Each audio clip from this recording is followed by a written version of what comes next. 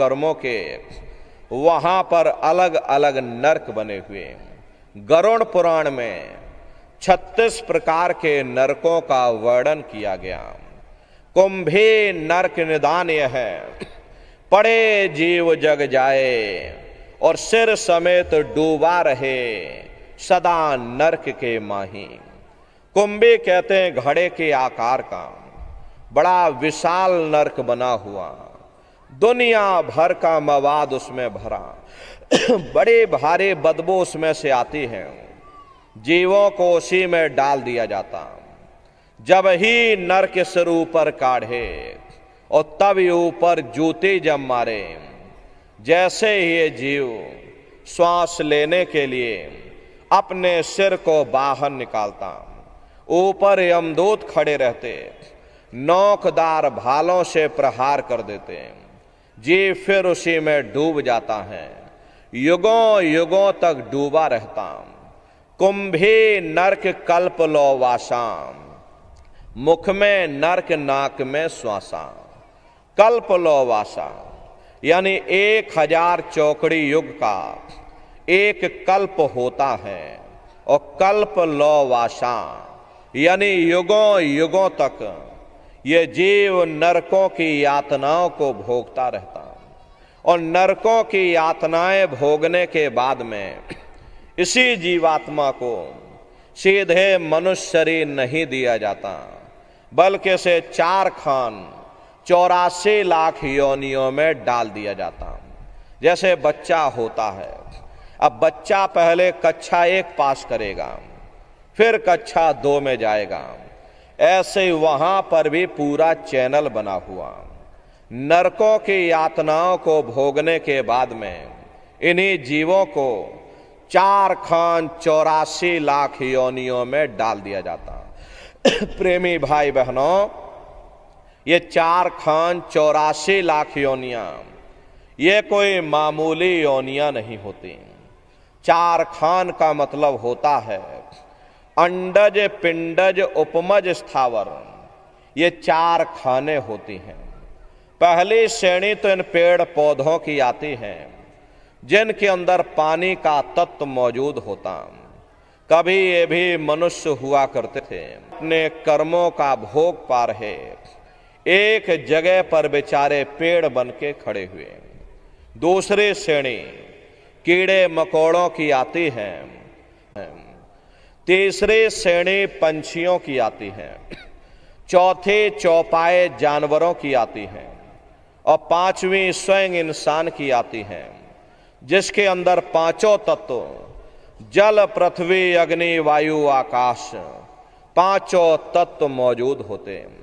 प्रेमी भाई बहनों, ये 4 खाने हैं, इनकी अलग अलग कुल 84 लाख योनियां हो की यातनाओं को भोगने के बाद में इन्हीं 84 लाख योनियों में डाल। मामूली कष्ट नहीं होता। अरे हमको आपको गर्मी लग गई तो हम लोग देखो छाया में आ गए, सर्दी लग गई कंबल रजाई ओढ़ लिया, भूख लग गई रोटी खा ली, बीमार हो गए अस्पतालों में चले गए, अपना अपना इलाज करवा लिया।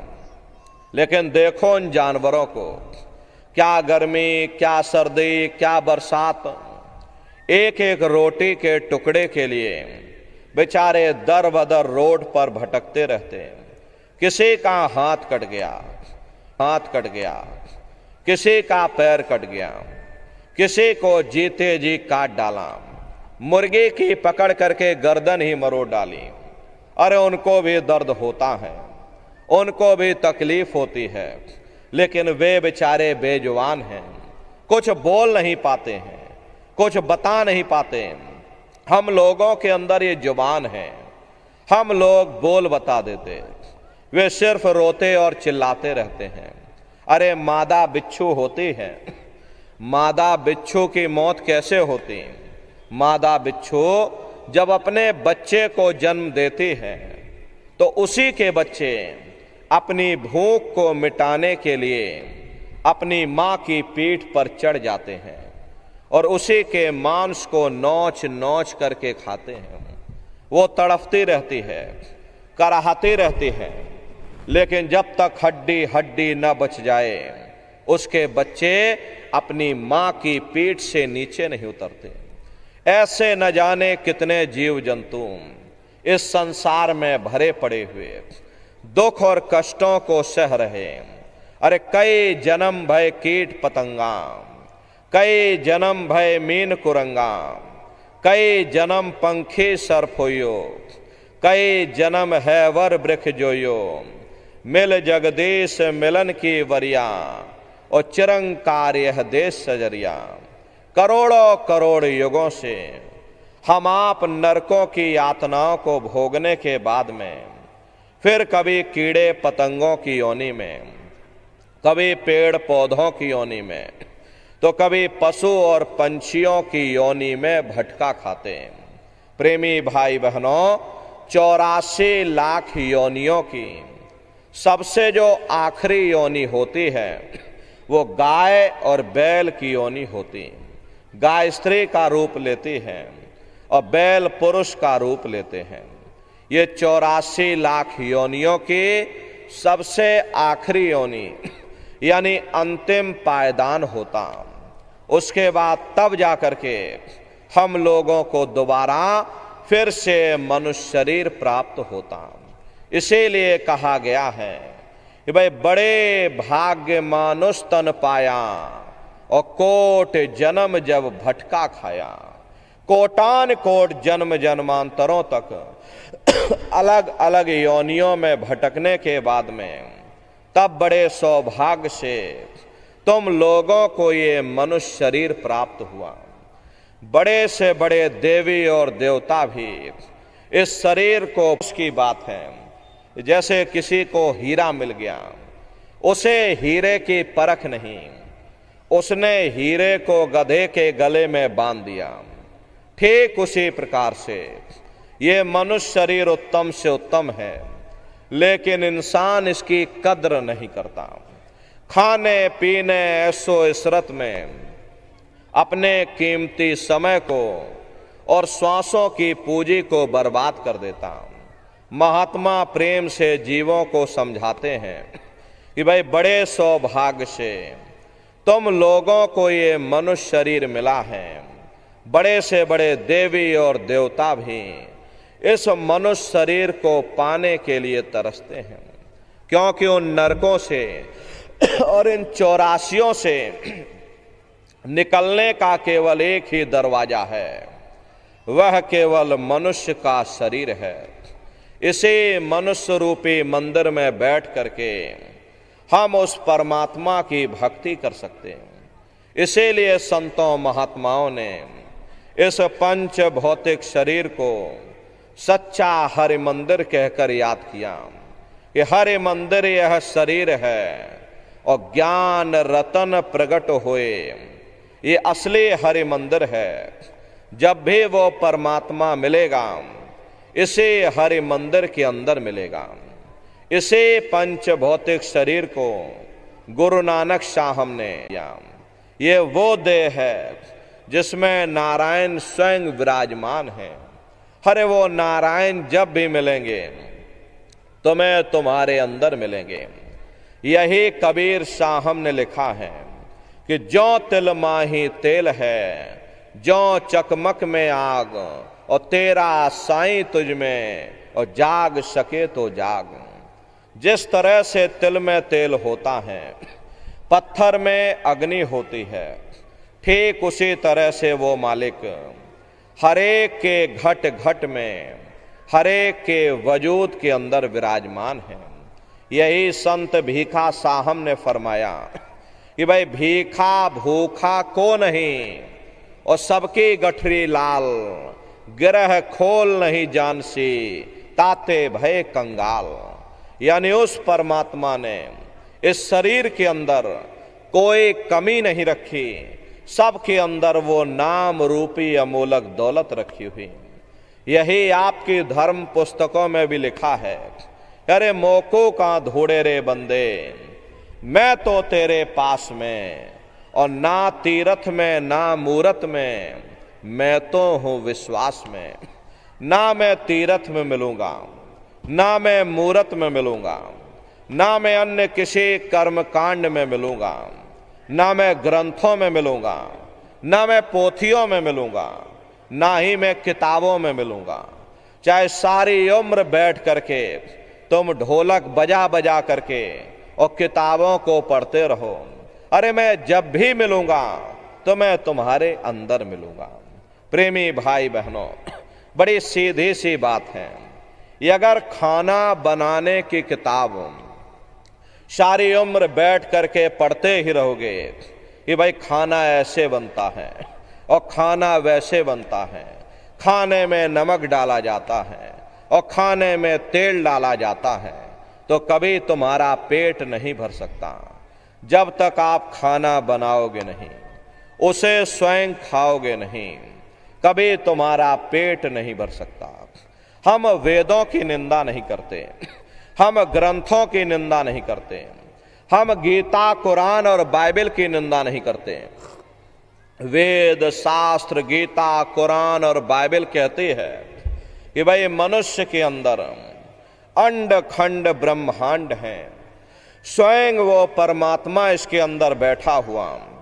चलो अंदर चलो, अंदर चल करके उस परमात्मा का दर्शन दीदार करो।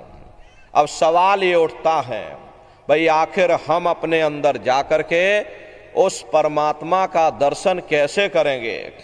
तो इसके लिए संतों महात्माओं ने केवल 3 साधन बताए।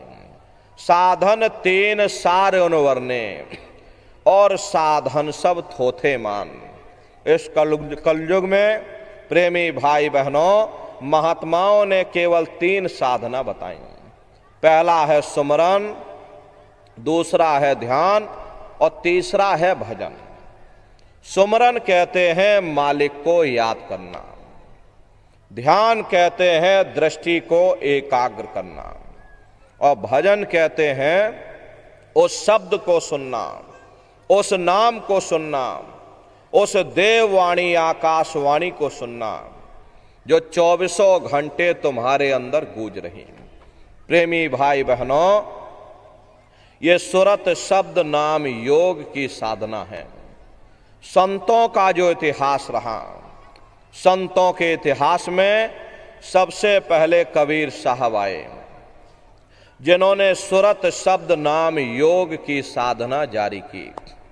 उसके बाद गुरु नानक साहब आए।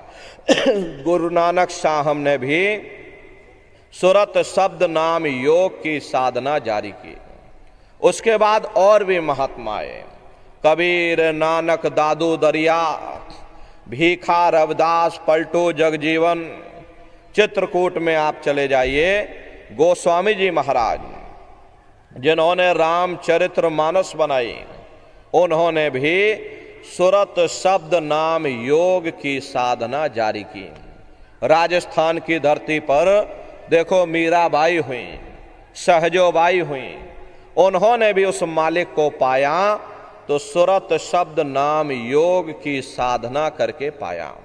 प्रेमी भाई बहनों, ये सुरत शब्द नाम योग की साधना है। सुरत कहते हैं जीवात्मा को, और शब्द कहते हैं उस आवाज को जिसको पकड़ करके ये जीवात्मा ऊपर से नीचे आई है। प्रेमी भाई बहनों, हम लोग आखिर कौन हैं?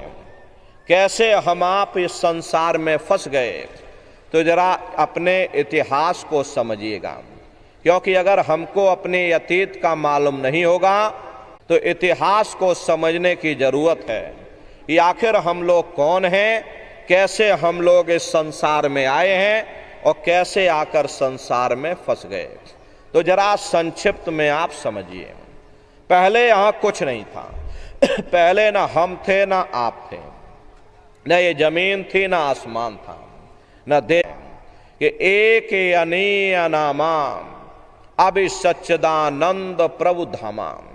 वो एक अनी अनामी महाप्रभु अपने अनामी धाम में अखंड राज किया करते थे। उस मालिक की मौज मर्जी उठी, उन्होंने 3 लोकों का विस्तार किया, यानी अगम लोक, अलख लोक और सत्य लोक। अगम लोक में अगम पुरुष को बैठाया, अलख लोक में अलख पुरुष को और सतलोक में सतपुरुष भगवान को बैठा दिया।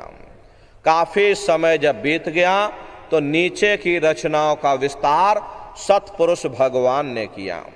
उन्होंने अपनी आवाज पर अनंतों अनंत ब्रह्मांडों की रचना की और अपने 16 पुत्रों को नीचे उतार दिया। निरंजन भगवान, जिनको दुनिया ईश्वर कहती है, सतपुरुष भगवान के ये सबसे छोटे पुत्र हैं। इन 16 पुत्रों ने नीचे आकर घनघोर तपस्या की और अपने पिता को प्रसन्न करके, यानी सतपुरुष भगवान को प्रसन्न करके, उन्हीं के समान एक छोटा सा राज्य वरदान के रूप में उनसे मांग लिया। राज चेतन पर किया जाता है, जड़ पर राज्य नहीं किया जाता। इसीलिए रूहों का यानी जीवात्माओं का छोटा सा भंडार वरदान के रूप में सतपुरुष भगवान ने इनको दे दिया। जब जीवात्माएं ऊपर से नीचे उतारी जाने लगी, जब हमको आपको ऊपर से नीचे उतारा जाने लगा तो हम लोग घबराने लगे। उस समय सतपुरुष भगवान ने आदेश किया कि तुम जाओ, जाकर नीचे आराम से रहो और जब समय पूरा होगा तब तुम वापस अपने देश चले आना। प्रेमी भाई बहनों, तो सतपुरुष के आदेश पर ये रूहें, ये जीवात्माएं नीचे आने को तैयार हो गईं। सबसे पहले 4 प्रकार के कपड़े जीवात्माओं को पहनाए गए, यानी हमको आपको पहनाए गए। कौन कौन सा कपड़ा? कारण कपड़ा, सूक्ष्म कपड़ा, लिंग कपड़ा और स्थूल कपड़ा। ये 4 प्रकार के कपड़े जीवात्माओं को पहनाए गए और शब्द को पकड़ा करके, नाम को पकड़ा करके मंडल दर मंडल हम लोगों को नीचे उतारते चले गए। और इसी मृत लोक में, इसी स्थूल शरीर में, दोनों आंखों के मध्य भाग में हम लोगों को यहाँ पर बैठा दिया। जब जीवात्माएं ऊपर से नीचे आ गईं, उस समय पर सतयुग का समय था। सतयुग योगी सब विज्ञानी, करे हर ध्यान तरे भव प्राणी। उस समय सब ज्ञानी और विज्ञानी थे, सबकी आंख कान खुली हुई थी, रोज मालिक का दर्शन करते थे, रोज आते रोज जाते थे। और जब समय पूरा हो जाता था, ये जीवात्माएं अपने देश वापस लौट जाती थी, फिर मृत लोक में लौट करके कभी वापस नहीं आती थी। ऐसे न जाने कितनी जीवात्माएं वापस अपने घर चली गईं। तब निरंजन भगवान ने विचार किया कि हमने इतनी तपस्या की, वरदान के रूप में जीवात्माओं का छोटा सा भंडार उनसे मांग लिया। अगर ये जीवात्माएं ऐसे ही अपने घर वापस लौट जाएंगे तो एक दिन ऐसा आएगा कि मेरा राज्य खाली हो जाएगा, फिर हम इस पर राज कैसे करेंगे।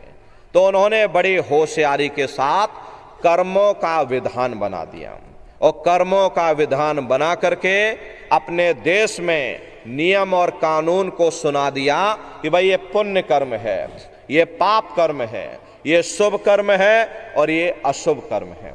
और जीवात्माओं को कह दिया कि काल रूप में तिनकर भ्राता, शुभ अशुभ कर्म फल दाता। यानी मैं काल रूप हूं और शुभ अशुभ कर्मों का मैं फल दूंगा।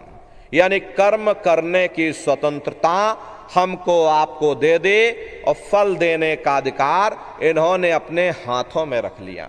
अब धीरे धीरे ये जीवात्माएं कर्मों की बेड़ियों में जकड़ती चली गईं। जिस नाम की डोरी को पकड़ करके ये जीवात्माएं ऊपर से नीचे आई थीं, कर्मों के कारण वो नाम की डोरी हाथ से छूट गई। तब से लेके आज तक न जाने कितने युग और कल्प बीत गए, हम लोग इसी संसार में भटका खा रहे, जन्म रहे मर रहे। अगर वो नाम की डोरी हाथ में आ जाए, शब्द की डोरी हाथ में आ जाए, तो शब्द कर्म की रेख कटावे, शब्द शब्द में जाए मिलावे। शब्द वो साबुन है जो तुम्हारे कर्मों को साफ कर देगा और तुम्हें शब्द दर शब्द, मंजिल दर मंजिल अपने घर वापस पहुंचा देगा। तो प्रेमी भाई बहनों, ये सुरत शब्द नाम योग की साधना है। इस साधना की 3 क्रियाएं हैं, सुमरन, ध्यान और भजन। तो कैसे आप लोग सुमरन करोगे, कैसे आप लोग ध्यान करोगे और कैसे आप लोग भजन करोगे, जरा अच्छी तरह से आप लोग समझिएगा और फिर घर पर बैठ करके करिएगा। तो सबसे पहले सुमरन कैसे किया जाएगा? सुमरन करने के लिए एक माला आप लोग ले लेना। ये देख, अपनी आंख को बंद कर देना और दोनों आंखों के मध्य भाग में अपने ध्यान, जिसको आप याद कर रहे हो, एक समय ऐसा आएगा वो अंतर में तुम्हारे सामने प्रकट हो जाएगा। उसके स्वरूप को देख लेना, फिर उसी के स्वरूप को याद करके जय गुरुदेव नाम का सुमरन सभी नए प्रेमी भाई बहन करिएगा। दूसरी बार फिर यहीं से जय गुरुदेव नाम का सुमरन, तीसरी बार फिर यहीं से जय गुरुदेव नाम का सुमरन। इस तरह से कुल 8 बार जय गुरुदेव नाम का सुमरन सभी नए प्रेमी भाई बहन करिएगा। 8 बार करने के बाद ये माला आप रख देना। प्रेमी भाई बहनों, ये जय गुरुदेव नाम किसी साधारण इंसान का नाम नहीं, ये स्वयं उस अनामी महाप्रभु का नाम है। समय समय पर संत महात्मा अपने अपने समय पर आकर के अपनी साधना के द्वारा उस मालिक के नाम को सिद्ध करते हैं, उस मालिक के नाम को जगाते हैं। जैसे कबीर साहब आए, उन्होंने साहिब नाम सिद्ध किया। गुरु नानक साहब आए, उन्होंने वाह गुरु नाम सिद्ध किया। गोस्वामी जी महाराज आए, उन्होंने राम नाम सिद्ध किया। मीराबाई आई, उन्होंने गिरधर नाम सिद्ध किया। सूरदास जी महाराज आए, उन्होंने श्याम नाम सिद्ध किया। इसी तरह से हमारे गुरु महाराज जय गुरुदेव नाम सिद्ध करके गए। जय गुरुदेव नाम का जहाज लगा कर गए। अगर जहाज पर सारी दुनिया बैठेगी, ये जहाज सारी दुनिया को पार करेगा। प्रेमी भाई बहनों, नए जीवों के लिए नामदान की प्रक्रिया को और सरल से सरल किया गया। वरना बहुत से पुराने पुराने प्रेमी बैठे हैं और अगर उनसे पूछ लिया जाए कि भाई जरा नाम, रूप, स्थान, गाजे बाजे बता दो, वो तक भूल जाते हैं।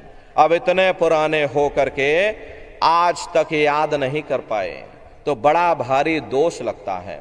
इसीलिए नए जीवों के लिए ये रास्ता और सरल से सरल किया गया। बहुत से बगैर पढ़े लिखे लोग हैं, बूढ़े बुजुर्ग हैं, बच्चे बच्चियां हैं। आसानी से आप लोग समझ जाओ, सुमरन ध्यान भजन कर सको। इसीलिए प्रेमी भाई बहनों, इस रास्ते को और सरल किया गया। एक है साध है सब सद है और सब साध है सब जाए। पहले अपने गुरु की उंगली पकड़ लो, क्योंकि गुरु तुम्हारा सच्चा रहबर है। गुरु बिन भव निज तरे न कोई। गुरु के बगैर कोई भी जीवात्मा इस भव सागर से पार नहीं जा सकती। अरे गुरु गोविंद दो खड़े काके लागो पाई, और बलिहारी गुरु आपने जिन गोविंद दियो बताई। महिमा उन्हीं की है जिन्होंने गोविंद को लखा दिया। इसीलिए कहा जाता है कि गुरुर ब्रह्मा गुरुर विष्णु गुरुर देवो महेश्वर गुरुर साक्षात पर ब्रह्म तस्मै श्री गुरुवे नमः। 3 लोक 9 खंड में और गुरु से बड़ा न कोई, और करता करे न कर सके, और गुरु करे सो होई। इसलिए प्रेमी भाई बहनों, साधना करने से पहले जय गुरुदेव नाम का सुमरन सभी नए प्रेमी भाई बहन करिएगा। सुमरन करने के बाद में फिर आप ध्यान पर बैठिएगा। ध्यान कहते हैं दृष्टि को एकाग्र करना, अपनी दिव्य दृष्टि को खोलना। तो कैसे आप लोग ध्यान करोगे, जरा अच्छी तरह से समझ लो। अपने अपने घरों में पलथी मार करके आप लोग बैठिएगा। शरीर को टाइट मत करिएगा। बहुत से प्रेमी क्या करते हैं कि ध्यान के समय अपने शरीर को बिल्कुल टाइट कर देते हैं। यदि आप अपने शरीर को टाइट कर दोगे तो ये शरीर आपका थक जाएगा और फिर शरीर ढीला पड़ जाएगा और फिर जैसे के तैसे हो जाओगे। इसलिए पहले से ही अपने शरीर को बिल्कुल ढीला छोड़ देना। जितना आराम से बैठोगे उतना आपके लिए अच्छा रहेगा। तो ढीले बदन से बैठिएगा, आंखों को धीरे से बंद कर देना। इन आंखों पर भी कोई जोर मत देना। जैसे सोते समय धीरे से आंख को बंद करते हो, ऐसे धीरे से आंख को बंद कर लेना। दोनों आंखों के मध्य भाग में दूर सामने देखिएगा तो सामने आपको अंधेरा दिखाई पड़ेगा। जब आप अपनी बाहर की आंखों को बंद कर लोगे और अंतर में सामने देखोगे तो सामने आपको अंधेरा दिखाई पड़ेगा। बस उसी अंधेरे में एक जगह पर आप अपनी दृष्टि को रोकिएगा। होशियारी यही रहे ये आंखों की पुतलियां हिलने ना पाए। शुरुआती समय में ये आंखों की पुतलियां अंदर अंदर हिलेंगी, लेकिन जब आप अभ्यास करोगे, करत करत अभ्यास ते जड़मत होत सुजान, जब अभ्यास करते रहोगे तो ये आंखों की पुतलियां हिलना बंद हो जाएंगी। तो दूर सामने अंधेरे में एक जगह पर आप अपनी दृष्टि को रोकिएगा या उस अंधेरे को ही देखते रहना। दृष्टि अपने आप एकाग्र हो जाएगी। उस समय किसी के बारे में सोचना नहीं, किसी के बारे में विचार मत करिएगा। शरीर को बिल्कुल हिलाना डुलाना नहीं, शून्य हो करके सामने अंधेरे को देखते रहो।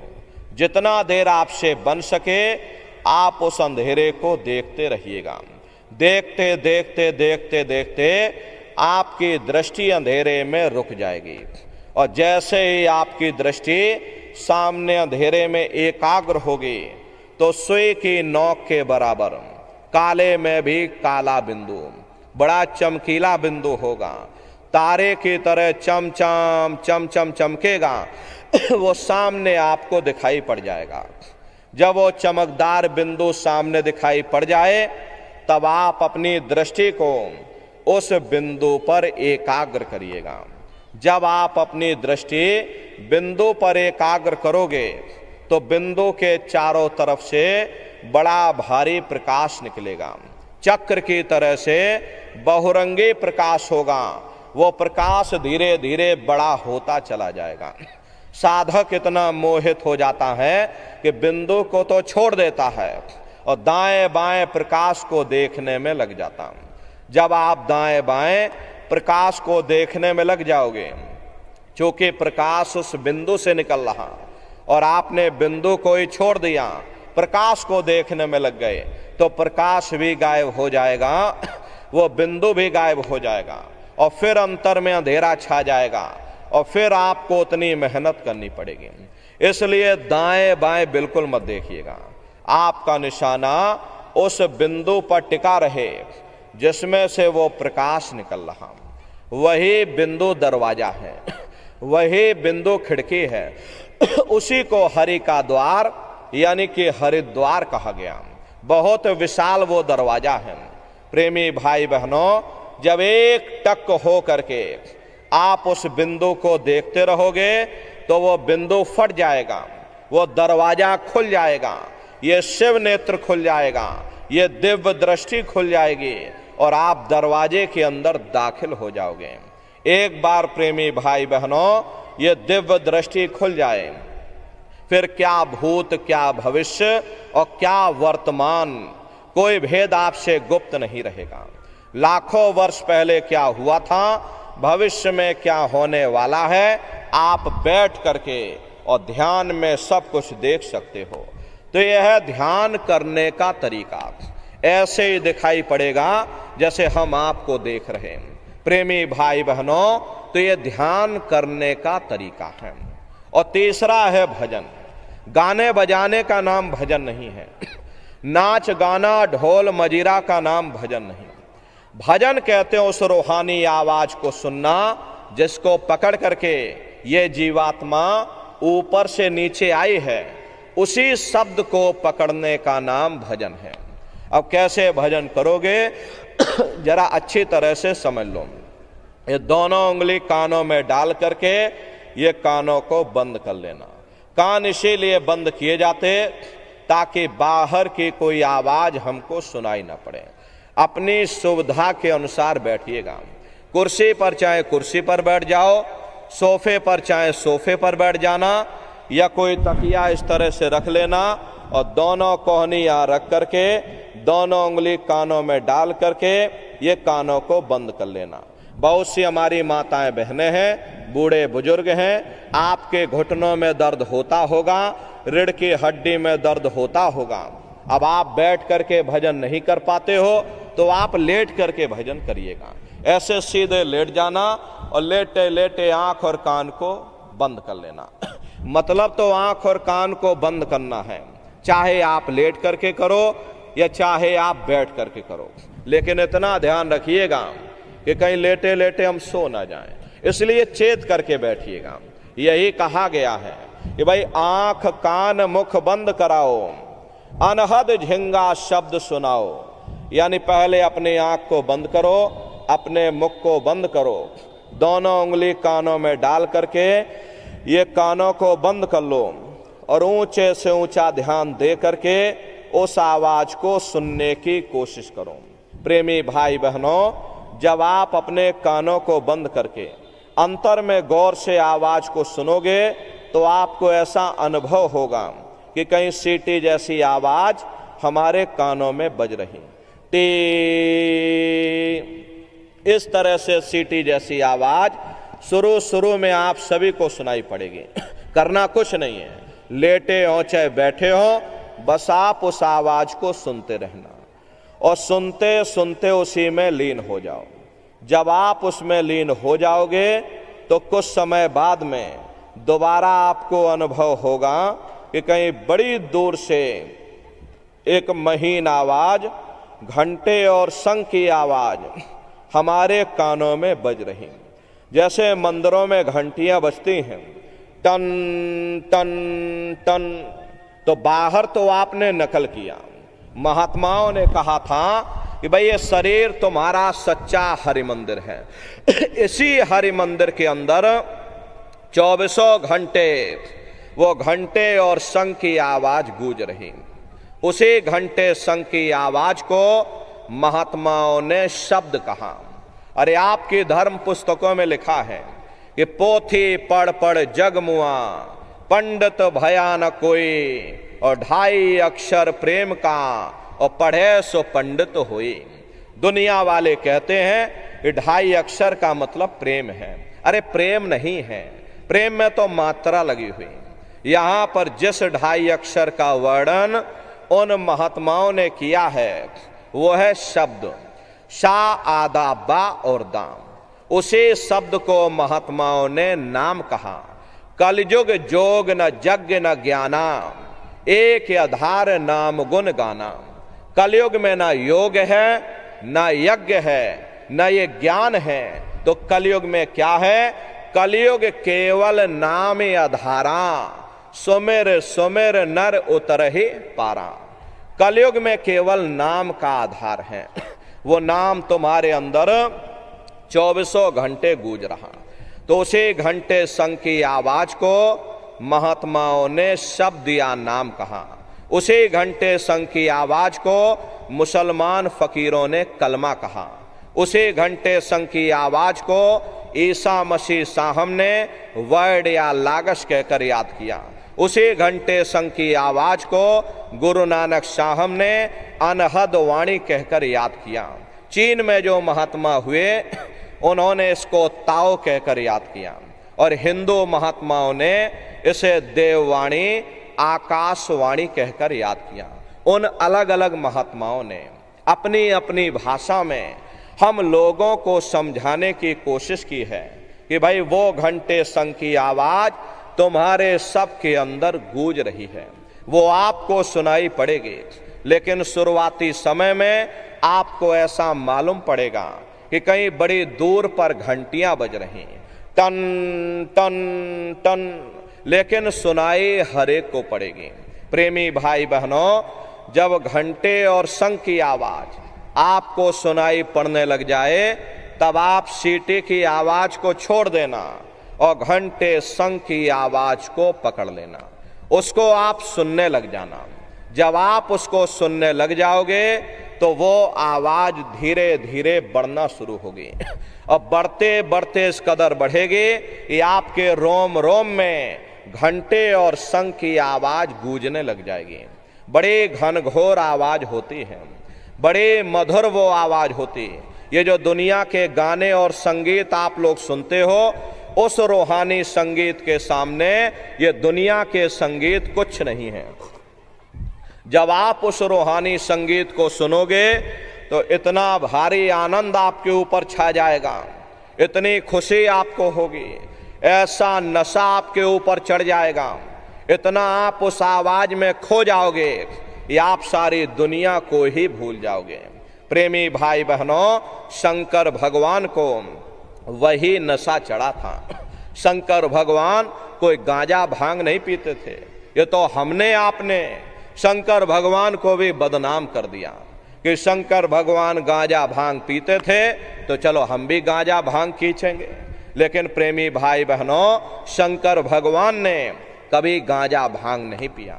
शंकर भगवान जिस नशे में लीन रहते थे वो नाम का नशा था, वो ध्यान का नशा था, वो भक्ति का नशा था। जब आप उस आवाज को सुनोगे तो आपको भी वो नशा चढ़ जाएगा, क्योंकि उस आवाज में चुंबक है। जब आप उस आवाज को सुनोगे तो वो आवाज आपको अपनी ओर खींचेगी, और जब खिंचाव होगा तो जीवात्मा का फैला हुआ प्रकाश ये 9 दरवाजों से सिमटने लगेगा। अब ये 9 दरवाजे कौन कौन से हैं? देखो प्रेमी भाई बहनों, अच्छी तरह से समझिएगा, ये बहुत बड़ा विज्ञान है। दुनिया का ये विज्ञान जब समाप्त हो जाएगा तो प्रेमी भाई बहनों ये आध्यात्म विज्ञान प्रारंभ होगा। प्रेमी भाई बहनों, तो जरा समझने की कोशिश करिएगा ये 9 दरवाजे कौन कौन से हैं। 2 आंख, 2 कान, 2 नाक के सुराख, 1 मुंह और 2 मलमूत्र का रास्ता, ये शरीर के 9 दरवाजे हैं। सबसे पहला दरवाजा गुदा चक्र आता है। गुदा चक्र में गणेश जी वास करते हैं। गणेश जी वहां के मालिक हैं। ये 4 दल का कवल है। यहाँ पर पृथ्वी तत्व पाया जाता है। उसके ऊपर इंद्रिय चक्र आता है। इंद्रिय चक्र में ब्रह्मा जी वास करते हैं। ये 6 दल का कवल है। यहाँ पर जल तत्व पाया जाता है।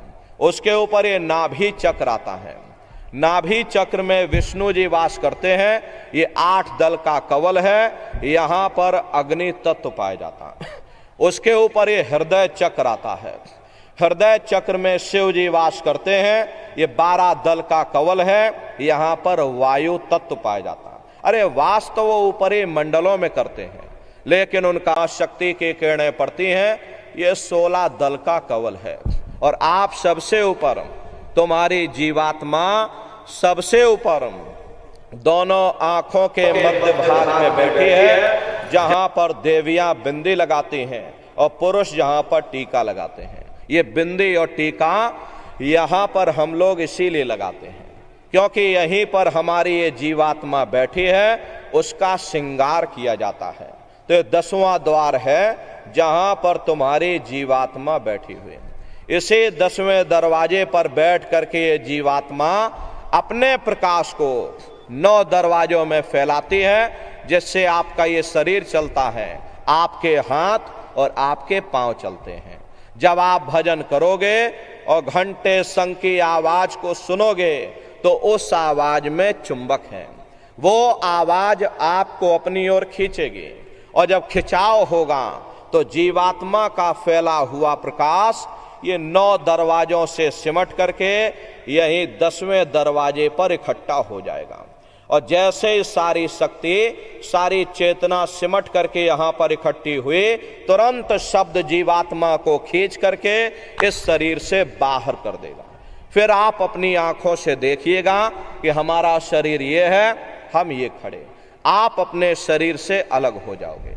जैसे चिड़िया होती है, चिड़िया घोंसले से निकल करके आसमानों की उड़ान भरती है और शाम को फिर अपने घोंसले में आ जाती है। ऐसे ही तुम्हारी ये जीवात्मा इस शरीर रूपी घोंसले से निकल करके और ब्रह्मांडों की सैर करेगी, देवी देवताओं के दर्शन करेगी, राम और कृष्ण के दर्शन करेगी और घूम करके फिर अपने शरीर रूपी घोंसले में वापस चली आएगी। प्रेमी भाई बहनों, ये ब्रह्मा विष्णु महादेव जिनकी सारी दुनिया पूजा करती है, अरे आप सभी लोग ब्रह्मा विष्णु महादेव की पूजा करते हो, लेकिन कभी आपने ये विचार नहीं किया भाई जिनकी हम सभी लोग पूजा कर रहे हैं, आखिर ये ब्रह्मा विष्णु महादेव कौन हैं, ये कहाँ पर रहते हैं, ये क्या काम करते हैं, इनके माँ बाप कौन हैं, राम कौन है, कृष्ण कौन है, ईश्वर कौन है, ब्रह्म कौन है, पार ब्रह्म कौन है, ये लोग कहाँ पर रहते हैं, तो जरा संक्षिप्त में आप समझिएगा, क्योंकि अगर हम इसका वर्णन करेंगे तो लाखों वर्ष हमको लग जाएंगे, एक लोक का वर्णन नहीं हो पाएगा, इतने विशाल लोक ऊपर बने हुए। लेकिन संक्षिप्त में हम तुम्हारी ये जीवात्मा अपने 5वें मंडल पर यानी सचखंड में पहुंचेगी। शब्द को पकड़ करके ये जीवात्मा ऊपर से नीचे आई है, तो कैसे शब्द को पकड़ करके ये जीवात्मा नीचे से ऊपर चढ़ेगी, तो जरा संक्षिप्त में आप समझिए। प्रेमी भाई बहनों, जब आप भजन करोगे और घंटे शंख की आवाज को पकड़ करके जब आप शरीर रूपी घोंसले से बाहर निकल जाओगे, तो उसी घंटे शंख की आवाज को पकड़कर ये जीवात्मा ब्रह्मांडों की चढ़ाई करती है। पलक झपकते यह जीवात्मा खरबों योजन ऊपर चली जाती है। ये चांद सूरज सितारों को पार करने के बाद सबसे पहले जो आपको लोक मिलेगा उसे महात्माओं ने शिवलोक कहा। शिवलोक वो तमोगुणी स्थान है, वहां के मालिक शिव जी हैं, वो पार्वती जी के साथ उस लोक में विराजमान हैं। चैतन्य धार जो ऊपर से नीचे आ रही, जिसे महात्माओं ने गंगा कहा, वह अपना केंद्र बिंदु शिवलोक को बनाती है। इसीलिए शिव जी की जटा में ये गंगा दर्शाई जाती हैं। इस लोक में असंख्यों जीवात्माएं रहती हैं और ये सभी जीवात्माएं शिव स्वरूप में मौजूद होती हैं। जब आप वहां पर पहुंचोगे और शिव जी का जब प्रत्यक्ष दर्शन करोगे, तो आपका स्वरूप भी शिव के समान यानी शिव स्वरूप हो जाएगा। शिव जी का दर्शन करने के बाद फिर जब आप ऊपर चढ़ोगे, उसी के ऊपर ब्रह्मा जी का लोक आएगा। ब्रह्मा जी का लोक वो रजोगुणी स्थान है। वहां के मालिक ब्रह्मा जी वो गायत्री सावित्री और सरस्वती के साथ उस लोक में विराजमान हैं। वहां पर वेद ध्वनियां सदा उस लोक में उच्चारण होती रहती हैं। और ब्रह्मा जी का दर्शन करने के बाद फिर घंटे शंख की आवाज को पकड़ करके फिर जब आप ऊपर चढ़ोगे, उसी के ऊपर विष्णु लोक आएगा। घंटे शंख की आवाज को पकड़ करके रखना पड़ता है। यदि आपने उस शब्द को छोड़ दिया तो सेकंड भर आपको नहीं लगेगा, धड़ाम से आप अपने शरीर में वापस लौट आओगे और बाहरी आंखों को खोल दोगे। इसीलिए प्रेमी भाई बहनों, शब्द को पकड़ करके रखना पड़ता है। तो घंटे शंख की आवाज को पकड़ करके फिर जब आप ऊपर चढ़ोगे, उसी के ऊपर विष्णु लोक आएगा। विष्णु लोक वो सतोगुणी स्थान है। वहां के मालिक विष्णु जी हैं। उनका बड़ा मनमोहक स्वरूप है। उनकी 4 भुजाएं हैं और चारों भुजाओं में शंख गदा पद्म और चक्र सुशोभित हैं। और आप क्षीर सागर में लक्ष्मी जी के साथ विराजमान हैं। ये तीनों देवता ब्रह्मा विष्णु और महादेव अपने अपने लोक में बैठ करके राज्य कर रहे हैं। एक रचयिता है जो जीवों को रचता है, एक पालनहार है जो जीवों को पालता है, और एक संहार करता है जो जीवों को नष्ट कर देता। ये उनका काम है। एक का काम है घड़े को बनाना, एक का काम है घड़े की सुरक्षा करना, और एक का काम है घड़े को फोड़ देना। इनकी जो माता है वो आद्या महाशक्ति हैं। ब्रह्मा विष्णु महादेव लोक के ऊपर वो आद्या महाशक्ति का लोक आता है। और उसी लोक को पार करने के बाद सबसे पहला देश पड़ता है, या यूं कह लीजिए कि पहली राजधानी पड़ती है, जिसे महात्माओं ने सहस दल कवल कहा, वो राजधानी है। ये ब्रह्मा विष्णु महादेव के जो लोक हैं उस राजधानी के अंतर्गत आने वाले जिले हैं। आप इस तरह से समझिएगा, जैसे आपके उत्तर प्रदेश की राजधानी लखनऊ है, लखीमपुर खीरी आपका जिला है, इसी तरह प्रेमी भाई बहनों वो सहस दल कवल राजधानी है। राजधानी का जो मालिक है वो निरंजन भगवान है। प्रेमी भाई बहनों, इन्हीं को दुनिया त्रिलोकीनाथ कहती है। ये वही निरंजन भगवान हैं जिन्होंने तपस्या करके वरदान के रूप में जीवात्माओं का छोटा सा भंडार सतपुरुष भगवान से मांग लिया। प्रेमी भाई बहनों, ये वही निरंजन भगवान हैं। इन्हीं को दुनिया त्रिलोकीनाथ कहती है। हिंदू इन्हीं को परमात्मा कहते हैं, मुसलमान इन्हीं को खुदा कहते हैं, ईसाई इन्हीं को गॉड कहते हैं। ये जल एक है। जल को चाहे आप नीर कह लो, चाहे पानी कह लो, या चाहे वाटर कह लो। इसी तरह प्रेमी भाई बहनों, वो परमात्मा भी एक है। हम लोग लफ्जों के झगड़े में उलझे हुए। घंटे और शंख की आवाज जो हर इंसान के अंदर गूंज रही, वो आवाज उन्हीं के मुखार बिंद से हो रही। निरंजन भगवान का जो स्वरूप है वो ज्योतिष स्वरूप है। हजार बाती की अखंड ज्योति वहां पर बराबर जल रही। हम आप मंदिरों में ज्योत जलाते हैं, ये तो हम आप उसकी नकल करते हैं। अरे इस ज्योत में तेल की जरूरत पड़ती है, बाती की जरूरत पड़ती है, लेकिन वो अखंड ज्योति वहां पर ऐसी जल रही जिसमें ना तेल की जरूरत है और ना बाती की जरूरत है। पलटू साहब ने जिक्र किया है कि उल्टा कुआ गगन में और तिसमें जरे चिराग, और तिसमें जरे चिराग, बिना रोगन बिन बाती, और 6 ऋतु 12 मास जरत रहे दिन राती, और सतगुर मिले जो होए ताहि की नजर में आवे, और बिन सतगुर नहीं कोई वाह को दर्शावे। वो अखंड ज्योति ऐसी है जिससे पूरा ब्रह्मांड प्रकाशवान हो रहा। जितनी भी अवतारी शक्तियां आई, राम आए, राम को वहीं से नीचे उतारा गया। इसीलिए उस देश को अयोध्या नगरी या कौशलपुर देश भी कहा गया। अरे गोस्वामी जी महाराज जब साधना करके वहां पहुंचे, तभी गोस्वामी जी महाराज ने रामचरितमानस में लिख दिया। क्या उन्होंने रामचरितमानस में लिखा? देखिए गोस्वामी जी महाराज लिखते हैं कि मोद्यो नैन त्रिशत में मैं भयो, पुन चितवत कौशलपुर गयो। जब मैंने अपने बाहर की आंख बंद की, मेरी अंतर की आंख खुल गई और मैं क्या देख रहा हूं, मैं कौशलपुर देश में पहुंच गया। मोहे विलोक राम मुस्काई, मुझे देख करके राम भगवान प्रसन्न हो गए। उन्होंने ऊपर जाने का मुझे रास्ता दे दिया। मैं ऊपर जा करके क्या देख रहा हूं, उधर माज सुन अंडज रायाम, देखे बहु ब्रह्मांड निकाया, अति विचित्र ताहलोक अनेका, रचना अधिक एक तेका। विचित्र विचित्र भांत के वहां पर लोग बने हुए, एक से बढ़कर एक सुंदर सोने के वहां पर महल बने हैं जिनकी शोभा अवर्णीय है।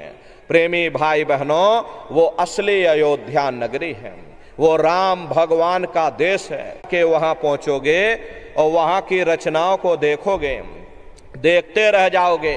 ये क्या ईश्वर की लीला है, कैसे उसकी कारीगरी है, अनंत उसकी सत्ता है, अनंत ही उसका प्रकाश है। अरे उसी आनंद को पा करके बड़े बड़े राजे महाराजाओं ने अपने राजकाज पर ठोकरें मार दी और जंगलों में जा करके नंगे हो करके नाचने लगे। मीराबाई को जब ये दौलत मिल गई, मीराबाई ने राजपाट छोड़ दिया और मीराबाई कहने लगी मैं मिल जाए पाए पीऊ अपना, तब मेरे पीर बुझानी, मीरा सुरत शब्द सहलानी। कबीर साहब को जब ये दौलत मिल गई और अन्य महात्माओं को, जब वो दौलत मिल गई और उन्होंने जब ऊपर चढ़ करके देखा तो कलम तोड़ करके लिख दिया, ये अचरज देखा भारी साधो, अचरज देखा भारी रे, और बिना बजाए निस्दिन बाजे, घंटा शंख नगारी रे, और बहरा सुन सुन मस्त होत है, और तन की खबर बिसारी रे, बिन भूमि के महल बना है, तामे जोत उजारी रे, अंधा देख देख सुख पावे, और बात बतावे सारी रे, और जीता मरकर फिर जी जावे, और बिन भोजन बलधारी रे, और ब्रह्मानंद संत जन बिरला, कोई समझे बात हमारी रे। प्रेमी भाई बहनों, वो असली अयोध्या नगरी है, वो राम भगवान का देश है। राम जी का दर्शन करने के बाद फिर तुम्हारी ये जीवात्मा दूसरे मंडल के शब्द को पकड़ करके और दूसरे मंडल की चढ़ाई करेगी। घंटे और शंख की आवाज आपको पहले मंडल पर पहुंचा देगी, उसके ऊपर वो आवाज नहीं जाएगी। जब दूसरे मंडल की आप चढ़ाई करोगे तो दूसरे देश से दूसरा शब्द ऊपर से नीचे की ओर उतर रहा, वो शब्द आपको पहले मंडल पर सुनाई पड़ेगा। जब आप उस शब्द को पकड़ लोगे तो ये जीवात्मा फिर दूसरे मंडल की चढ़ाई करेगी। शाम तज श्वेत को गहना, सुरत को तान धुन सुनना, और बंक के द्वार धस बैठो, और त्रिकुटी जाए कर लेना। उसी के ऊपर दूसरा देश आता है, जैसे महात्माओं ने त्रिकुटी देश कहा। वहाँ के जो मालिक हैं वो ब्रह्म हैं, वहीं से मन और माया की उत्पत्ति हुई। वहीं से तीन गुण, रजोगुण, तमोगुण, सतोगुण, तीनों गुणों की उत्पत्ति वहीं से हुई। ये जो आपके वेद हैं, अरे वेदों को सारी दुनिया पढ़ती है, वेदों की भी उत्पत्ति उसी स्थान से हुई है। महात्मा कहते हैं कि भाई त्रिकुटी महल में विद्या सारा, घनहर गरजे बजे नगाराम, और लाल वरण सूरज उजियाराम। वहां पर दो धुने, बादलों की गर्जन और मृदंग की आवाज उस लोक में गूंजती रहती है। जैसे पहले स्थान पर राम भगवान के देश में घंटे और शंख की आवाज गूंजती है, ऐसे ही दूसरे मंडल पर यानी कि ब्रह्म के देश में बादलों की गर्जन और मृदंग वहां पर बजता रहता। ओम का जाप बराबर वहां होता रहता। ब्रह्म का जो स्वरूप है लाल वरण सूरज उजियारा। ये सूरज कुछ नहीं है, ऐसे तुम लाखों लाख सूर्य इकट्ठे करोगे तो वहां का एक सूर्य बनेगा। प्रेमी भाई बहनों, ब्रह्म का जो स्वरूप है वो सुबह के लाल सूर्य के समान है, इसीलिए वहां का पूरा ब्रह्मांड लाल है। जहां तक आपकी निगाह जाएगी ब्रह्म देश में चारों तरफ आपको लाल ही लाल नजर आएगा। महात्मा जब साधना करके वहां पहुंचे तभी महात्माओं ने लिख दिया, लाली मेरे लाल की, और जित देखूं तो लाल, और लाली देखन में गई और मैं भी हो गई लाल। वो पूरा ब्रह्मांड ही लाल है। तो जितने साधक वहां पहुंच जाते उन सभी को योगेश्वर कहा जाता है। योगेश्वर की पदवी उन्हीं को मिलती है जो ब्रह्म स्थान तक पहुंच रखते हैं। जैसे व्यास जी हुए, वशिष्ठ जी हुए, वाल्मीकि जी हुए, इन सब की पहुंच वहीं तक थी। इसीलिए कहा गया कि वाल्मीकि भय ब्रह्म समाना। जब इनकी जीवात्मा वहां पहुंची और जब इन्होंने ब्रह्म का दर्शन किया तो इनका स्वरूप भी ब्रह्म के समान यानी कि ब्रह्म स्वरूप हो गया। तो जितने साधक वहां पहुंच जाते उन सभी को योगेश्वर कहा जाता है। योगेश्वर भगवान श्री कृष्ण उसी देश में वास करते हैं। ये जो ब्रह्म देश है वो श्री कृष्ण भगवान का ही देश है और श्री कृष्ण भगवान वहीं पर रहते हैं। ये बाहर की जन्माष्टमी नहीं है जो आप लोग मनाते हो, ये तो आप नकल करते हो। महात्माओं ने कहा था भाई सही मायने में तुम जन्माष्टमी कब मनाओगे? जब तुम्हारी ये जीवात्मा 5 तत्व जल पृथ्वी अग्नि वायु आकाश और 3 गुण रजोगुण तमोगुण सतोगुण, 5 तत्व और 3 गुणों से परे हो करके और ब्रह्म देश में पहुंच करके जब कृष्ण भगवान का दर्शन कर लोगे तब सही मायने में जन्म अष्टमी मनाई जाएगी। वहां कृष्ण भगवान का दर्शन करने के बाद फिर तुम्हारी ये जीवात्मा तीसरे मंडल के शब्द को पकड़ करके और तीसरे मंडल की चढ़ाई करेगी। आगे पहुंची सुन झंकार, ररंकार धुन सुनी पुकार, आगे श्वेत शून्य है भाई, मान सरोवर पैठ नहाई। उसी के ऊपर तीसरा देश आता जिसे महात्माओं ने शून्य देश कहा, उसी को रारंग देश कहा जाता, उसी को अक्षर और नेति कहा जाता। वहां के जो मालिक हैं वो रारंग पुरुष यानी कि पर ब्रह्म पुरुष हैं। वहां किंगरी और सारंगी 2 धुनें उस लोक में गूंजती रहती हैं। और पार ब्रह्म पुरुष का जो स्वरूप है वो पूर्णमासी के चंद्रमा के समान बड़ा ही मनमोहक स्वरूप है। इसी स्थान पर प्रेमी भाई बहनों एक बहुत बड़ा अमृत का सरोवर बना है जिसे महात्माओं ने मान सरोवर कहा। जब तुम्हारी ये जीवात्मा उस मान सरोवर में स्नान कर लेगी तो जन्म जन्मांतरों के मैले पाप कर्म साफ हो जाएंगे। अरे यहाँ के पानी से तुम्हारे कर्मों की सफाई नहीं होने वाली, ये बाहर का पानी तुम्हारे शरीर के मैल को धो सकता है, लेकिन जो पापों का मैल है, जो अंतःकरण में आपने जो कर्मों की गंदगी जमा कर रखी, वो जब साफ होगी जब आप तीसरे मंडल पर पहुंच करके उस गंगा में डुबकी लगाओगे। उसमें स्नान करने के बाद ये जीवात्मा हंस रूप हो जाती है। हंसन मिले हंसा हो जाए, मिले जो अमीय आहारा है। जीवात्मा का खुद का प्रकाश उस अमृत के सरोवर में स्नान करने के बाद 16 सूर्य के बराबर हो जाता। तो फिर यही जीवात्मा चौथे मंडल के शब्द को पकड़ करके चौथे मंडल की चढ़ाई करती है। 2 पर्वत के संग निहारो, भंवर गुफा ते संत पुकारो। 2 पर्वतों को पार करने के बाद वो बड़ा सुंदर देश आता है जिसे महात्माओं ने भंवर गुफा कहा। वहां के जो मालिक हैं वो सोहंग पुरुष हैं, मां नहीं है, हापे अंग की मात्रा, सोहंग पुरुष हैं। वहां बंशी यानी मुरली की मधुर ध्वनियां सदा उस लोक में उच्चारण होती रहती। और सोहंग पुरुष का जो स्वरूप है वो दोपहर के सूर्य के समान महाप्रकाशवान स्वरूप है। स्वरूप में अंतर है। पहले स्थान पर निरंजन भगवान का जो स्वरूप है वो ज्योतिष स्वरूप है। दूसरे स्थान पर ब्रह्म का जो स्वरूप है वो सुबह के लाल सूर्य के समान है। तीसरे स्थान पर पार ब्रह्म का जो स्वरूप है वो पूर्णमासी के चंद्रमा के समान है। चौथे स्थान पर सोहंग पुरुष का जो स्वरूप है वो दोपहर के सूर्य के समान महाप्रकाशवान स्वरूप है। वहां के धनी का दर्शन करने के बाद ताके परे धाम सतनामा और 3 बजे सतलोक ठिकाना। सोहंग देश के ऊपर वो 5वां देश आता है जैसे महात्माओं ने सचखंड देश कहा।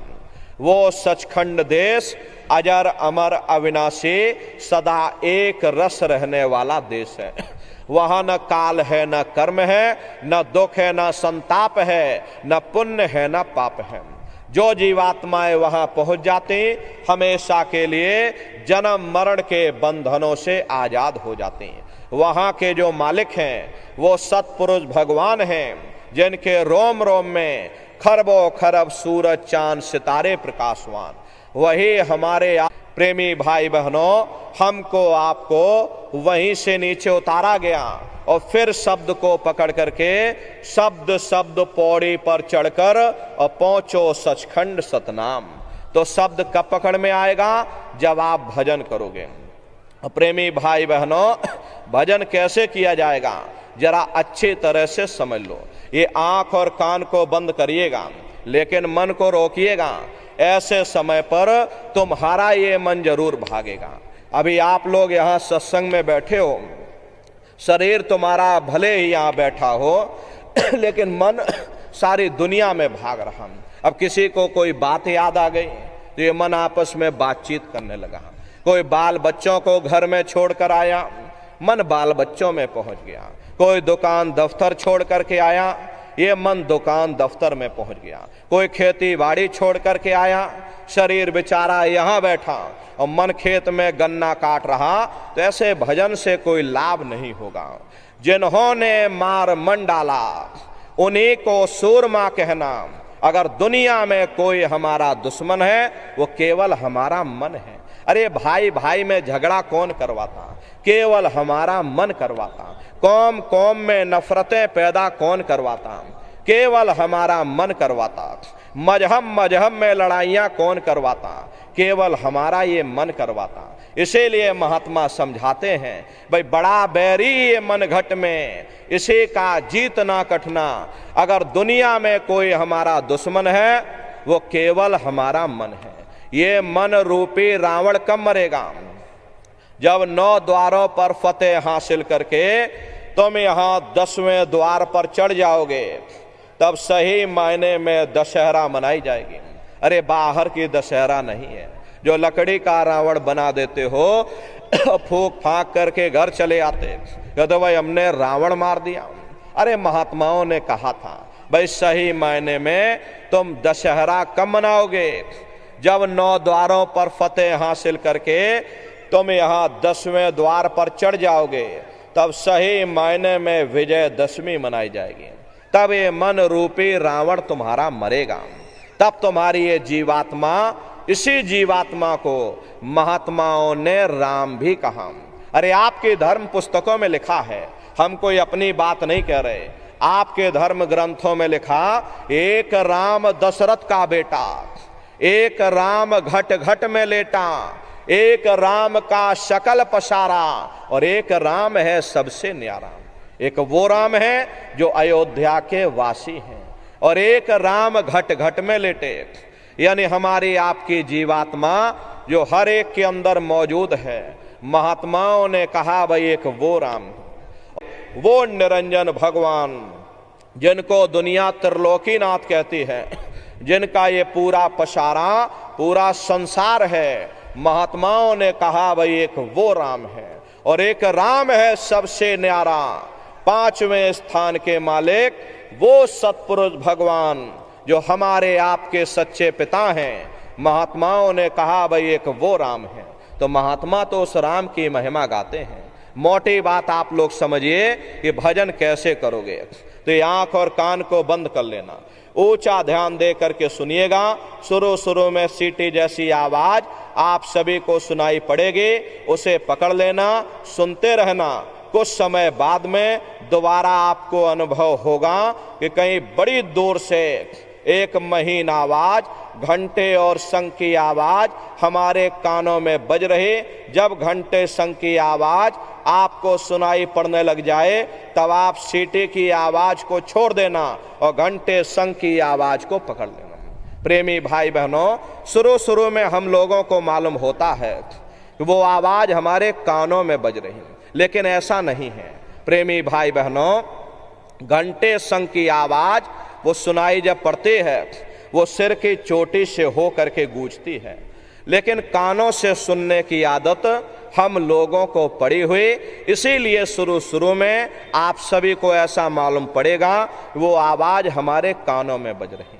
जब घंटे शंख की आवाज आपको सुनाई पड़ने लग जाए, तब आप सीटी की आवाज को छोड़ देना और उस आवाज को आप पकड़ लेना, यानी घंटे शंख की आवाज को पकड़ लेना। एक बार प्रेमी भाई बहनों उस आवाज को आप पकड़ लो, फिर वो आवाज आपको नहीं छोड़ेगी, खींच करके शरीर से बाहर कर देगी। फिर रोज आना, रोज जाना, रोज ब्रह्मांडों की सैर करना, रोज देवी देवताओं के दर्शन करना, रोज राम और कृष्ण के दर्शन करना, और घूम करके फिर अपने शरीर रूपी घोंसले में वापस चले आना। तो सुमरन, ध्यान और भजन, ये 3 क्रियाएं आपको बताई गई। रास्ता सच्चा है, आप करोगे, आपको अनुभव होगा, दिखाई भी पड़ेगा और सुनाई भी पड़ेगा। लेकिन प्रेमी भाई बहनों, नित्य नियम से सुमरन, ध्यान और भजन करिएगा। ऐसा मत करना कि गंगा गए तो गंगा राम बन गए और जमुना गए तो जमुना दास बन गए। अरे चलो जब भी कर लें तब भी कर लें, पूजा भी कर लें, पाठ भी कर लें, कोई ना कोई उपाय कारगर होगा ही। अरे प्रेमी भाई बहनों, इस बात को गांठ बांध करके रखिएगा कि जो पानी 100 सुराखों से बहेगा वो कभी खेत नहीं सींच सकता। अगर हम अपने ध्यान को दुनिया में चारों तरफ फैलने देंगे, हम कभी कुछ भी प्राप्त नहीं कर सकते। नाम विसार चल ही अनिमार्ग, अंत काल पछताई। नाम की कमाई का तरीका छोड़ करके और किसी रास्ते पर तुम चल करके देख लो, अंत समय पछताना पड़ेगा। इसलिए प्रेमी भाई बहनों, चारों तरफ से अपने ख्याल ध्यान को समेट करके एक मन एक चित्त हो करके सुरत शब्द नाम की कमाई यानी सुमरन ध्यान भजन करिएगा। यही दौलत तुम्हारे काम आएगी, बाकी सब यहीं पड़ा रह जाएगा। सुई की एक नोक भी तुम्हारे साथ में जाने वाली नहीं है। अरे बड़े बड़े राजे महाराजे आए, सारी जिंदगी उन्होंने ये किला बनाते बनाते गुजार दिया। आज उनके किलों को जाकर देखिए, आज खंडहर बने पड़े हुए। विश्व विजेता सिकंदर सारी दुनिया पर राज करने का ख्वाब देखता था, वो भी मुट्ठी खोल करके चला गया। कोई क्या साथ लेकर के जाएगा? जो चीज तुम्हारे साथ में जाने वाली वो केवल परमात्मा की भक्ति है। इसलिए प्रेमी भाई बहनों, वो दौलत कमा लो जो अंत समय में तुम्हारे काम आवे, वरना ये समय तुम्हारा निकलता जा रहा। ये श्वासों की पूंजी ये दिन प्रतिदिन कम होती जा रही और एक समय ऐसा आएगा ये बुलबुला तुम्हारा ये फूट जाएगा, फिर ना जाने दोबारा ये मनुष्य शरीर तुमको मिले ना मिले। अरे भटकते रह जाओगे युगों युगों के लिए उन नरकों और चौरासियों में। इसलिए प्रेमी भाई बहनों, अहो भाग्य है आपका, आपको ये मनुष्य शरीर मिल गया। इस मनुष्य रूपी मंदिर में बैठ करके वो आत्मधन कमाओ, वो रूहानी खजाना कमा लो, जिससे तुम्हारी जीवात्मा का कल्याण हो जावे। तो सुमरन ध्यान और भजन नित्य नियम से आप लोग करिएगा। और देखो प्रेमी भाई बहनों, सभी लोग शाकाहारी रहना, क्योंकि हमारे गुरु महाराज ने शाकाहार पर विशेष जोर दिया।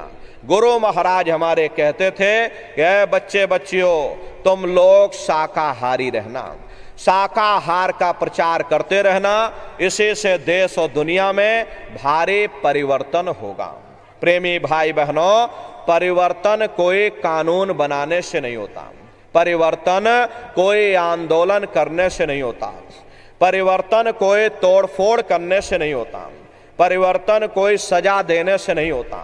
परिवर्तन तब होता है जब लोगों के विचार बदलते हैं, लोगों की भावनाएं बदलती हैं।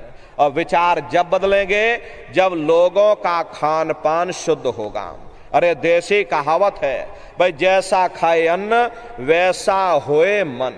जब इंसान पशुव्रती भोजन करेगा तो उसकी बुद्धि स्वतः ही पशुओं जैसी हो जाएगी, सोच विचार उसका चिंतन स्वतः ही पशुओं जैसा हो जाएगा।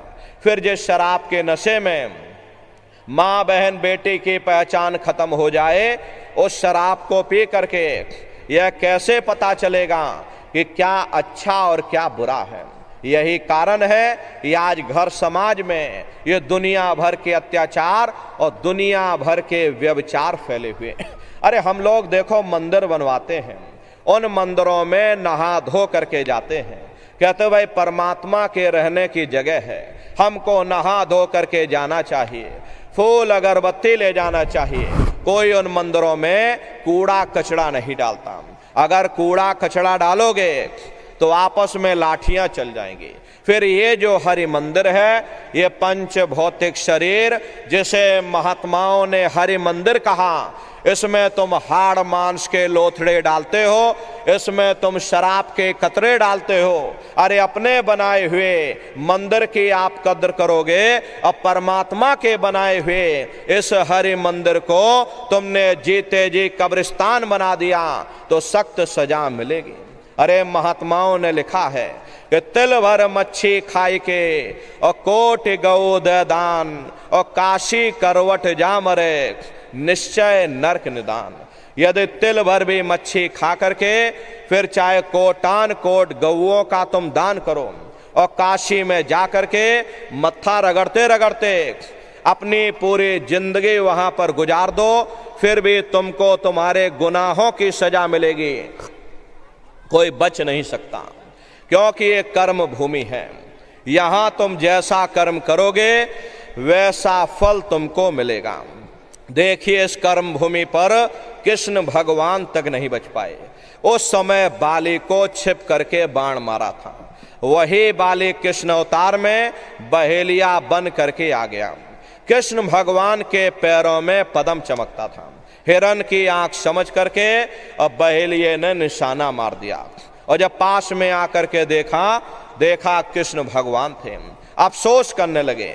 लेकिन कृष्ण भगवान ने उसको समझाया कि भाई इसमें तुम्हारा कोई दोष नहीं, उस समय हमने तुमको मारा, आज तुमने हमको मार दिया, हमारा तुम्हारा अदला बदला पूरा हो गया।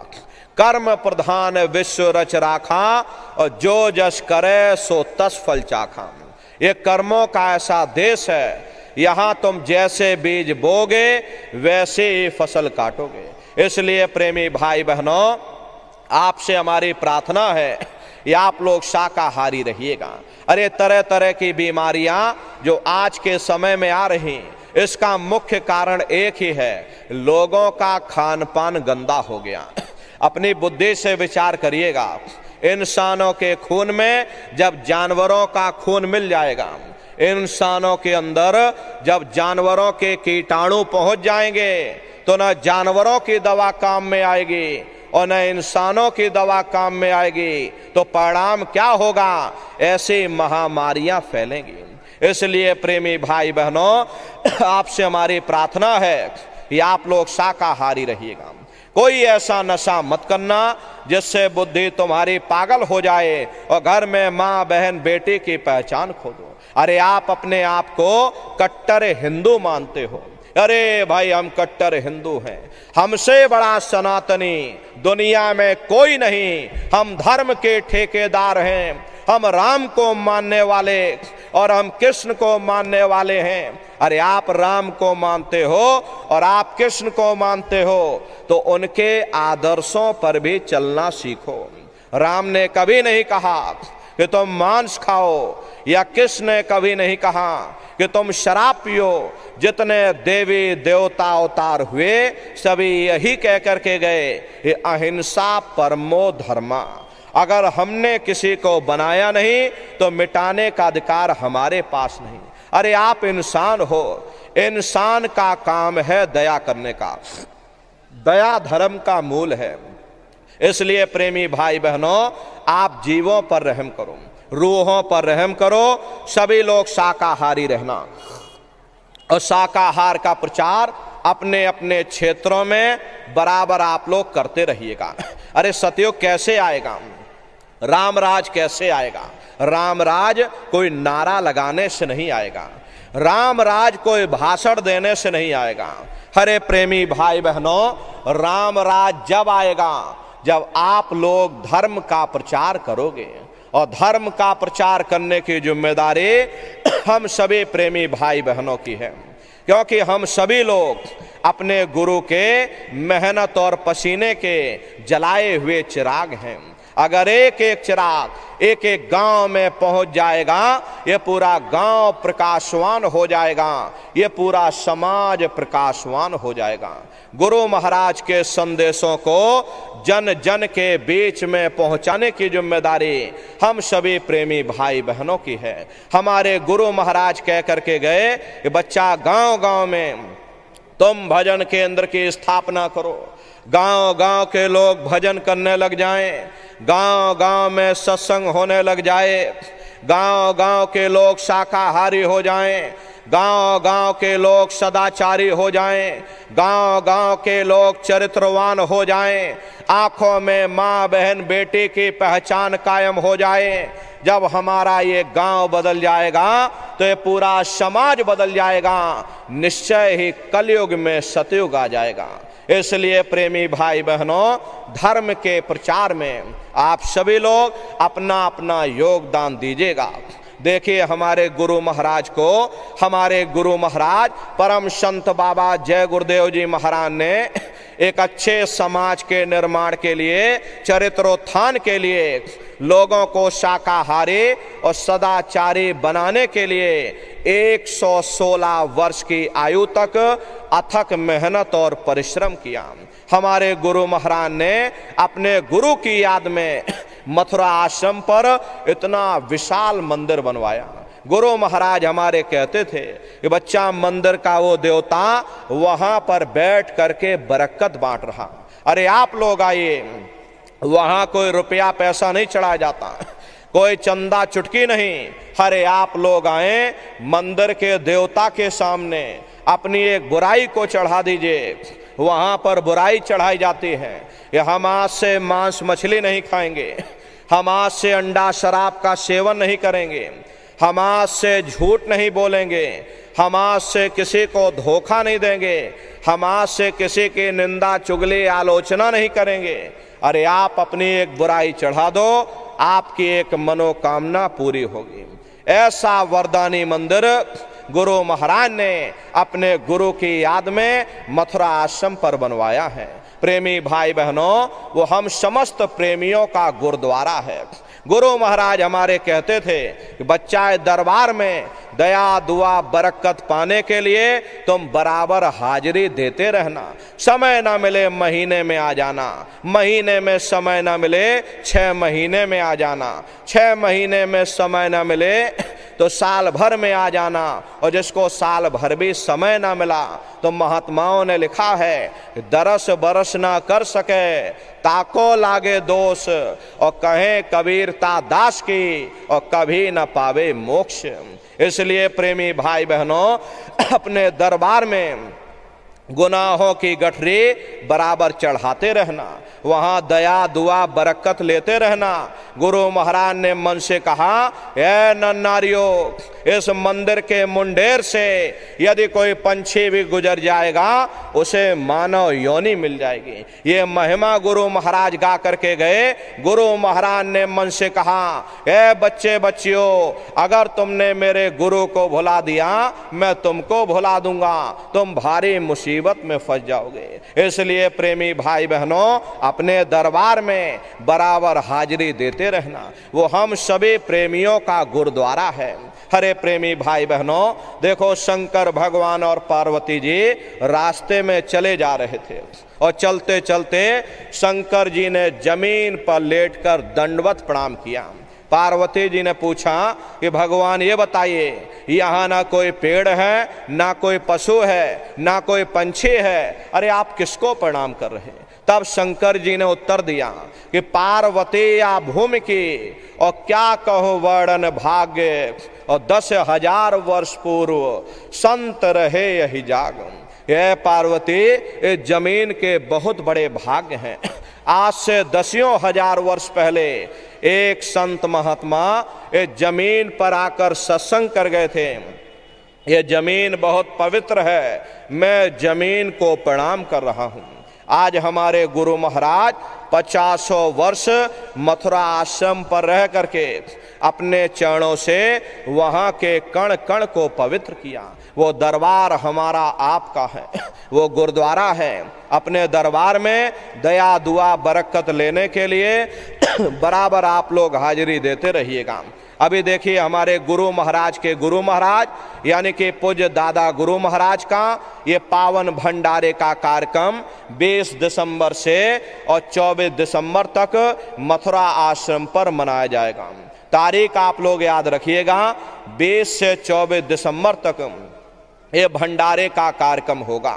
तो आप सभी प्रेमी भाई बहन भंडारे के कार्यक्रम में सपरिवार सादर आमंत्रित हैं, आप लोग पधारिएगा। देश के कोने कोने से दसियों लाख की संख्या में सत्संगी प्रेमी भाई बहन मथुरा दरबार में पधारते हैं।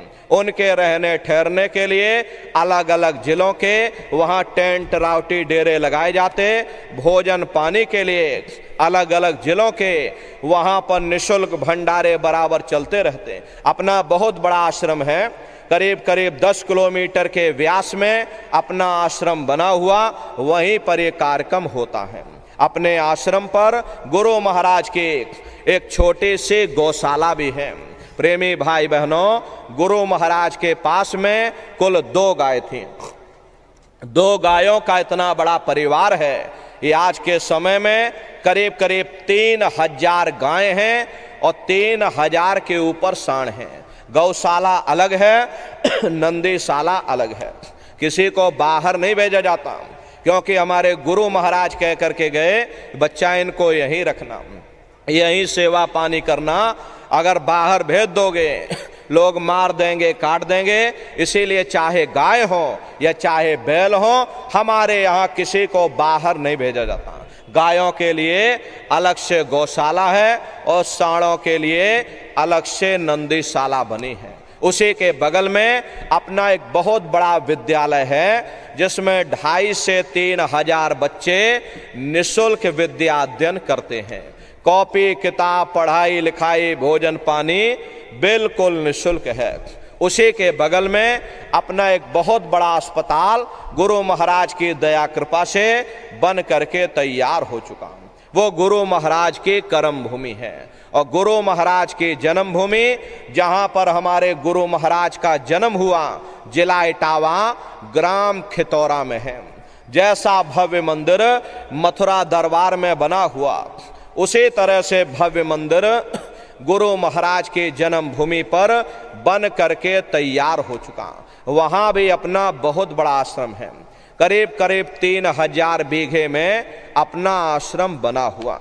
ये जो फोटो आप देख रहे हो, ये गुरु महाराज की जन्म भूमि का ही मंदिर है।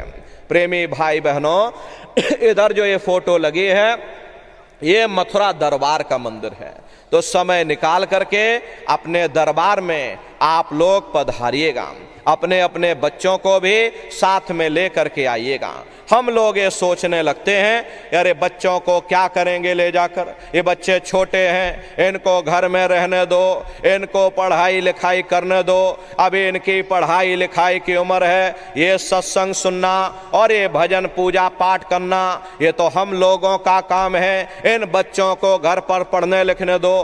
प्रेमी भाई बहनों, यहीं पर हम आप धोखा खा जाते हैं। अरे पढ़ाई लिखाई जरूरी है, हम ये बात मानते हैं कि आज के समय में शिक्षा बहुत जरूरी है। अरे हमको भी गुरु महाराज ने पढ़ाया लिखाया, हमको ये अंगूठा छाप नहीं है। ये गुरु महाराज की जन्म भूमि पर हुई, क्योंकि जो गुरु महाराज की जन्म भूमि है वही हमारी भी जन्मभूमि है। 1 से लेके 5 तक हम खितौरा में पढ़ाई किए। उसके बाद गुरु महाराज हमको मथुरा ले गए। आगे की पढ़ाई लिखाई गुरु महाराज ने मथुरा में की। 10वीं किया, फिर 12वीं किया, फिर BA किया, फिर LLB किया। तो कहने का मतलब ये है कि गुरु महाराज ने हमको भी पढ़ाया लिखाया। लेकिन प्रेमी भाई बहनों, पढ़ाई लिखाई के साथ साथ अच्छे संस्कार भी जरूरी हैं। और संस्कार कोई MA BA की डिग्री करने से ही नहीं पड़ जाते, संस्कार कोई डिप्लोमा करने से ही नहीं पड़ जाते। अगर MA BA की डिग्री कर लेने से ही बच्चों के अंदर संस्कार पड़ गए होते तो हिंदुस्तान में इतने वृद्धाश्रम न खोले जाते। अरे संस्कार पढ़ेंगे महात्माओं के वचनों से, संस्कार पढ़ेंगे सत्संग के माध्यम से। ये बच्चे देश के भविष्य हैं। इन बच्चों के अंदर अच्छे संस्कार डालना ये समय की बहुत बड़ी मांग है। अरे आज के समय में बच्चों के अंदर संस्कारों की कमी देखी जा रही, वरना पहले के समय में अकेले माँ बाप हैं, वही 4-4 बच्चे, वही MA BA और डिग्री और डिप्लोमा किए हुए बच्चे अपने माँ बाप को रोटी नहीं खिला पा रहे। शादी हो जाती है, घर परिवार बांट करके रख दिया, जमीन जायदाद बांट करके रख दी, चूल्हा चौका बांट करके रख दिया, यहां तक कि बेचारे माँ बाप को भी बांट करके रख दिया। 10 दिन तुम हमारे घर में छोड़ दो और 10 दिन बाद तुम अपने घर ले जाना। अरे ये सब क्या है? ये संस्कारों की कमी है। ऐ माताओं बहनों, अरे बच्चे तुम्हारी धरोहर हैं, ये बच्चे तुम्हारे जीवन की पूंजी हैं। अरे अपनी पूंजी को संभाल करके रखिएगा।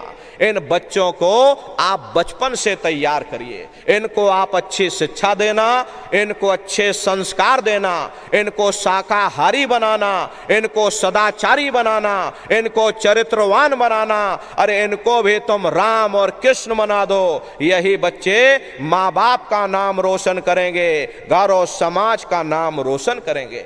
इसलिए प्रेमी भाई बहनों, अपने अपने बच्चों के साथ, इष्ट मिष्ट परिवार वालों के साथ आप सभी प्रेमी भाई बहन भंडारे के कार्यक्रम में सपरिवार सादर आमंत्रित हैं। आप लोग पधारिएगा और सुमरन, ध्यान और भजन बराबर आप लोग करते रहना। इतना जान लीजिए प्रेमी भाई बहनों, ये रास्ता बिल्कुल सच्चा है। अरे आप करोगे, आपको अनुभव होगा, दिखाई भी पड़ेगा, सुनाई भी पड़ेगा। अरे आपका लोक भी बन जाएगा और आपका परलोक भी बन जाएगा। इसी के साथ अब हम अपनी वाणी को विराम देते हैं। आप लोगों ने अपना कीमती समय हमको दिया, इसके लिए आप सभी प्रेमी भाई बहनों को बहुत बहुत साधुवाद है। कहने सुनने में यदि हमसे कोई गलती भूल चूक जाने अनजाने में हुई हो, अरे हम तो छोटे हैं, आप सभी लोग हमारी माताएं बहनें बूढ़े बुजुर्ग, हमको छोटा समझ करके आप सभी प्रेमी भाई बहन हमको क्षमा करिएगा। अभी आप लोग बैठे रहिएगा, एक प्रार्थना सभी प्रेमी भाई बहन बोलेंगे, उसके बाद ये समापन हो जाएगा। तो सभी प्रेमी भाई बहन प्रेम के साथ बैठ करके मालिक को याद करते हुए एक प्रार्थना कीजिएगा। बोलो जय गुरुदेव, जय गुरुदेव। गुरु महिमा है अपार जगत में, गुरु महिमा है अपार, गुरु महिमा है अपार जगत में, गुरु महिमा है अपार, गुरु महिमा है अपार जगत में, गुरु महिमा है अपार, गुरु महिमा है अपार जगत में, गुरु महिमा है अपार, गुरु कृपा से कितने ही तारा गए, गुरु कृपा से कितने ही तारा गए, हो गए भावों से पार जगत में, गुरु महिमा है अपार, हो गए भाव से पार जगत में, गुरु महिमा है अपार, तारे में भी प्राण पुगाते, पत्थर में भी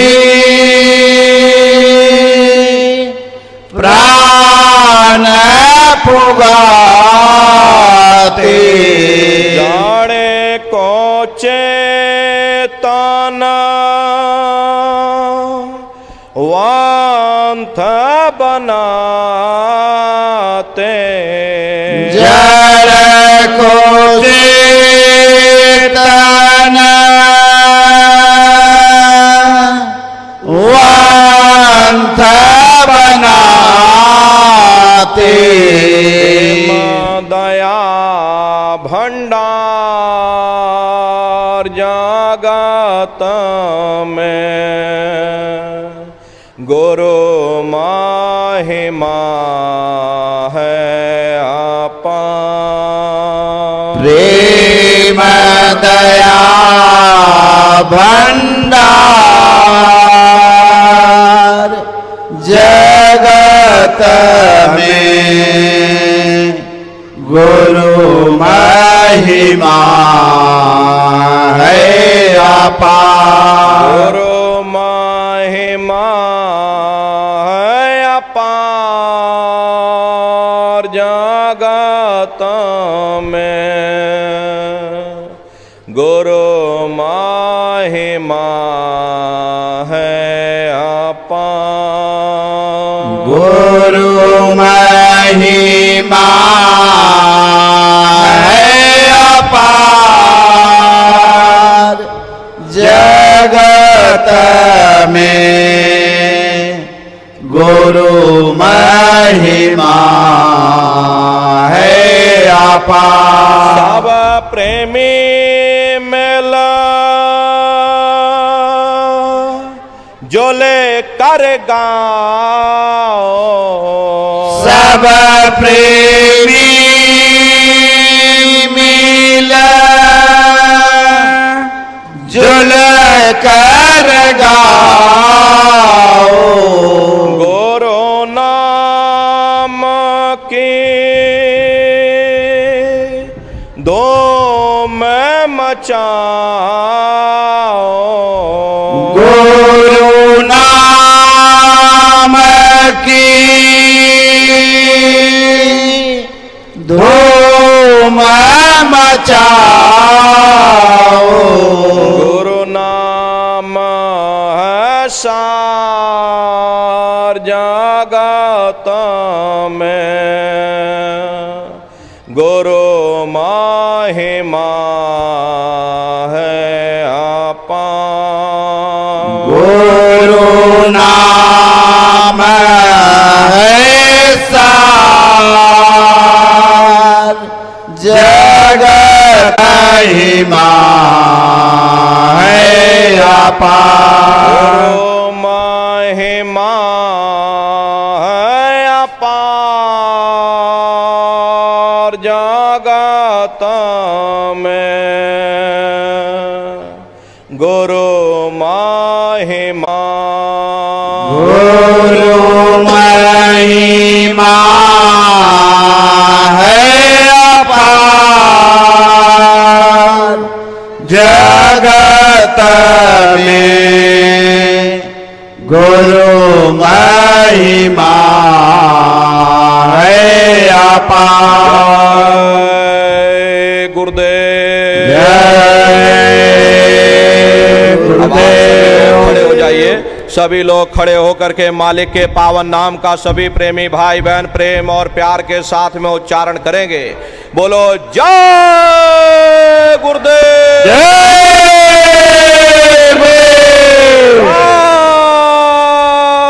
गुरुदेव। जय गुरुदेव। गुरुदेव।